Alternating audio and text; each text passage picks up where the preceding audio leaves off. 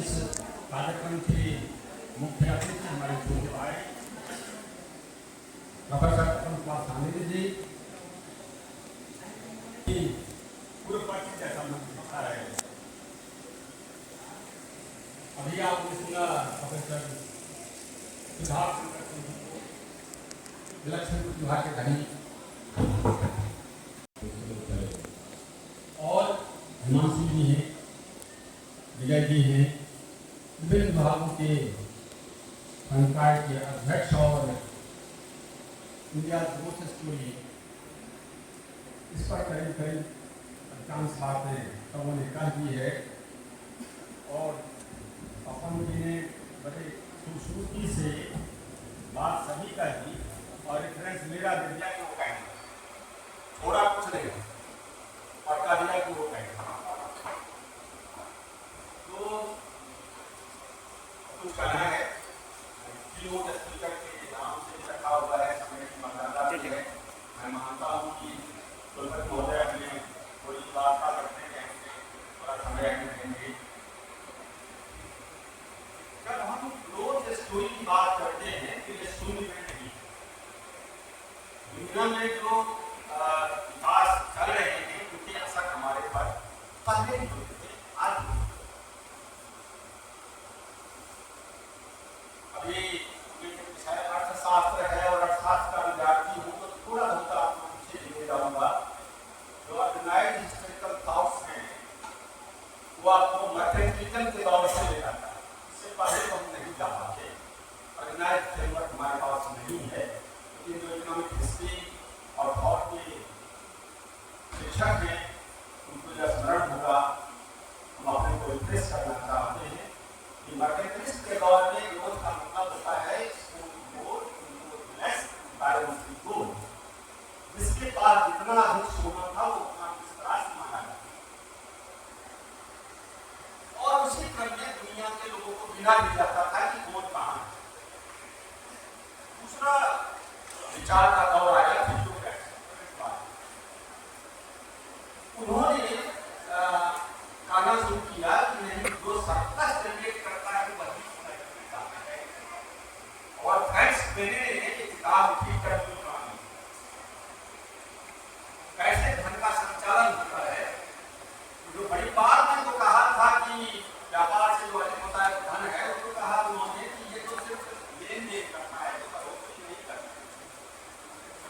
Surplus generate करती है कृषि, तो सही मामले में सरप्लस जो है वो कृषि के पास है। जिस अर्थव्यवस्था की कृषि जितनी अधिक उन्नत होगा वह अर्थव्यवस्था समृद्ध होगा। बाद के दिनों में फिर हमारे अर्थशास्त्र के जनक ने कहा जाता है, अडम स्मिथ फाउंडेशन लिखा और क्रिटिकल इकोनॉमिक्स की बात शुरू हो जाती है कि किस तरह से आप चीजों को देखने की कोशिश करते हैं। और इसमें धीरे धीरे सप्लाई साइड इकोनॉमिक्स की बात आई, demand side, martial art side, demand side भी आ गई और तब लगा कि नहीं, तो कभी जेबीसी का मार्केट लॉ में कहा जाता था कि सप्लाई के शो डिमांड, मार्शल ने कहा कि दोनों कैसी की तरह है, जब दोनों मिलता है तो संतुलन पैदा करता है और उस से ग्रोथ का पैमाना बनता है। तो जो हम बैलेंस ग्रोथ की बात करने के बाद बाद में करने लगे, बेसिकली वो बैलेंस की बात मार्शल से शुरू होती है, जहाँ से उन्होंने सप्लाई और डिमांड संतुलित करने की बात है।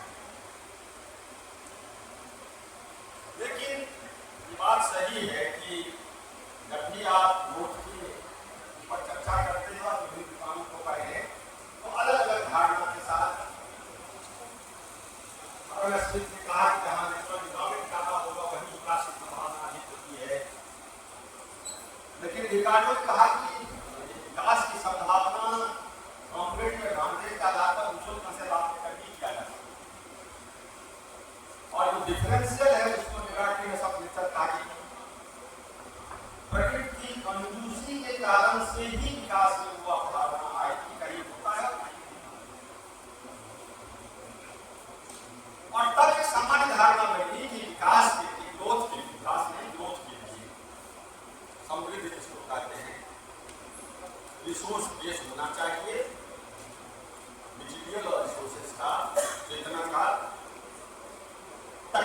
प्रयोग का क्या स्तर है वो तय करता है। और तीसरा, इस सरप्लस जनरेट करने के जो आर्थिक संबंध है वो कैसे वो तय करता है।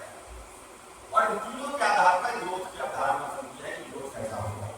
इसमें वैल्यूएशंस भी हैं और यही कारण है कि हिंदुस्तान में कहीं कालाधन भी है और कहीं हरियाणा या बड़े बड़े खेती के इलाके या उद्योग के इलाके, मायावती, कलकत्ता, दिल्ली, हैदराबाद, अहमदाबाद भी ऐसे बड़े बड़े शहर हमारे बीच हैं।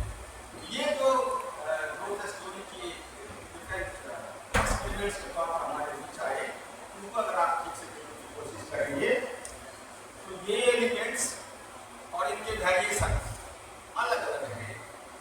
ये रीजनल वेरिएशन जहाँ एक तरफ खूबसूरती भी है क्योंकि जहाँ जो चीज माकूल है वहाँ होता है, दूसरी तरफ यह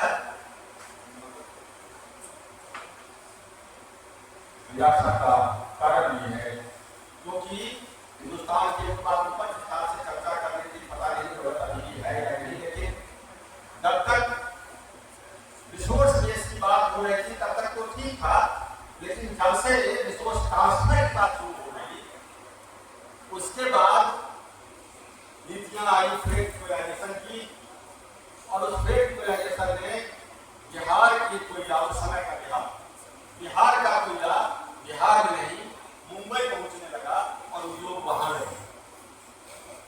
बिहार में उद्योग नहीं लगे, कोयला तो था इसमें। तो अगर का जो रिसोर्स डेवलपमेंट का जो सवाल था वो रिसोर्स ट्रांसफर के साथ कहीं और चला गया। अब इसकी गलती क्या है इस पर थोड़ी देर बात चर्चा करेंगे। तो अगर आप इस तरह से देखने की कोशिश करें ग्रोथ स्टोरी को तो शायद कुछ चीजों को समझने में आसानी होगी। रास्ते में कई झटके आए, कई दौर आए, यदि विश्व युद्ध आया और क्रांतियां भी आई, सामाजिक क्रांतियां भी आई, मूल्य भी बदले। तो जहां औद्योगिक क्रांति से काम करना आसान हो गया, वहीं सामाजिक क्रांति से उस उद्योग से या वृद्धि से निकला हुआ धन के वितरण की अवधारणा भी बनी। समतामूलक समाज की रचना की भी बात भी। मैं रेफरेंस में इंडस्ट्रियल रिवॉल्यूशन की बात कर रहा हूँ और थर्ड रिवॉल्यूशन की बात कर रहा हूँ।